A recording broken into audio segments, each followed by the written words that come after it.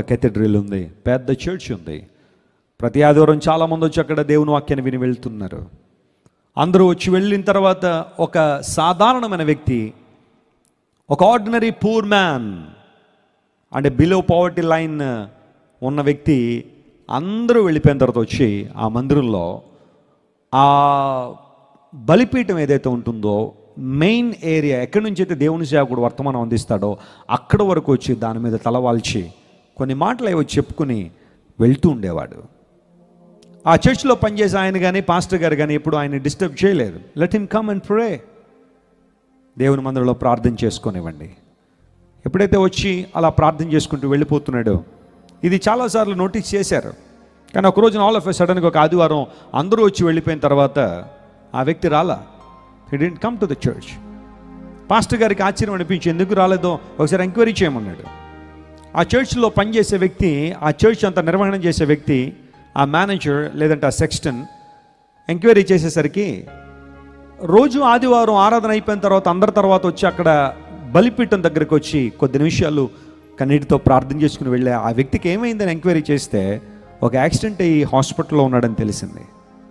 ఏ hospital? పలానా hospital. అయితే ఒకసారి వెళ్దాం, అతను చూద్దాం, లెట్స్ గో దేర్. మనం వెళ్ళి ఆ హాస్పిటల్ చూద్దాం. పాస్టర్ గారు మరియు అతని హెల్పర్ ఇద్దరు కూడా హాస్పిటల్కి వెళ్ళడానికి ముందు డాక్టర్ గారికి ఫోన్ చేశారు. We're coming to your hospital to visit a person. Okay pastor గారు రండి. ఎవరండి ఆయన? మా చర్చ్ మెంబర్. ఓకే పాస్టర్ గారు రండి. వచ్చిన తర్వాత ఆ డాక్టర్ గారు పాస్టర్ గారికి స్వాగతం పలికి, ఎవరండి హాస్పిటల్లో మీ చర్చ్ మెంబర్ అంటే, అతని పేరు ఇది అని మేము ఎంక్వైరీలో తెలుసుకున్నాము, మేము అతని గురించి విచారణ చేస్తే తెలిసిందంటే, అవునా అతను మీ చర్చ్కి వస్తూ ఉంటాడా? అవును. అయితే పాస్టర్ గారు ఒక మాట, మీరు అతని కోసం ప్రార్థన చేసి వెళ్ళిన తర్వాత అతను ప్రశ్న అడగండి, దానికి మాకు సమాధానం కావాలి. అదేనంటే అతడు మా హాస్పిటల్లోకి అడుగుపెట్టిన దగ్గర నుండి హాస్పిటల్ వాతావరణంలో ఒక గొప్ప మార్పును మేము చూసాం. Atmosphere was completely changed when he came here. When he arrived here, ambience was completely changed. We wonder why it happened. ఎందుకు అది జరిగిందో తెలుసుకోవాలనుకుంటున్నాం. అలాగే అడుగుతాను అన్నాడు. వచ్చాడు, ఆ వ్యక్తి మంచం మీద పడుకున్నాడు, ఎవరు లేరు అతని చుట్టూ. దగ్గరికి వెళ్ళి అడిగాడు, బ్రదర్, నువ్వు ప్రతి ఆదివారం వచ్చి ఏ సంఘంలోకి అయితే ప్రార్థన చేసుకుంటూ ఉంటావో ఆ సంఘ దావిజనుడు నేను. How are you today? ఎలా ఉన్నావు? ఐఎమ్ గుడ్ అండి, బాగున్నాను. అయితే ఓ ప్రశ్న అడగమని డాక్టర్ గారు పంపించారు. నువ్వు వచ్చిన తర్వాత ఇక్కడ యాంబియన్స్ అంతా మారిపోయిందట. హాస్పిటల్కి నువ్వు వచ్చిన తర్వాత పరిస్థితి అంతా మారిపోయిందట.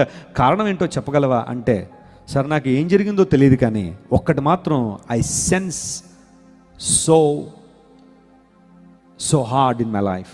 నా జీవితంలో నేను ఒక విషయాన్ని చాలా గట్టిగా నమ్ముతున్నాను, లేదా నాకు అర్థమవుతుంది. అదేంటంటే, నేను ప్రతి ఆదివారం మీ సంఘానికి వచ్చి మీరు వాక్యం చెప్పి ఆ బలిపీఠం దగ్గరికి వచ్చి నా తల వాల్చి, ప్రభువా నేను వచ్చానయ్యా నీ ఇంటికి అని చెప్పేవాడిని. Lord I have come to you, నేను నీ దగ్గరికి వచ్చాను ప్రభు అని చెప్పేవాడిని.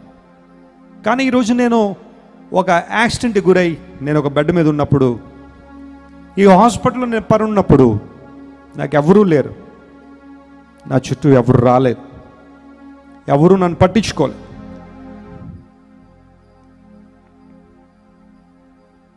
ఆ సమయంలో నా దేవుడు నా దగ్గరికి వచ్చాడు.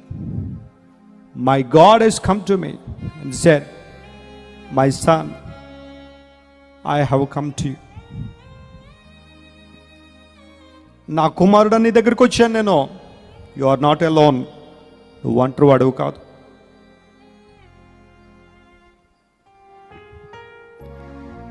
బహుశా దేవుడు నేనున్న చోటుకు వచ్చిన కారణాన్ని బట్టే ఇక్కడ వాతావరణంలో మార్పు వచ్చి ఉండొచ్చు సార్.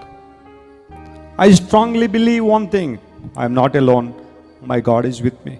ఆయన నాతో ఉన్నాడు, నన్ను బలపరుస్తున్నాడు, నన్ను నడిపిస్తున్నాడు. అందును బట్టే నేను ధైర్యంగా ఉండగలుగుతున్నాను. ఎస్ మై డియర్ ఫ్రెండ్స్, నీకు చింత లేదని అడిగే సందర్భాలు ఒకవేళ మన జీవితంలో వచ్చి ఉండొచ్చు.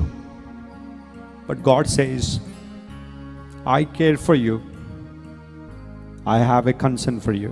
నీ గురించి నేను ఆలోచించేస్తున్నాను, మిమ్మల్ని గురించి నేను చింతపడుతున్నాను, మీ గురించిన శ్రద్ధ నాకు ఉంది. God does everything beautiful in His time. దేవుడు తన సమయంలో ప్రతిదీ ఆశ్చర్యకరంగా జరిగిస్తాడు. Let's wait for the time and trust him all the time even in the times of troubles.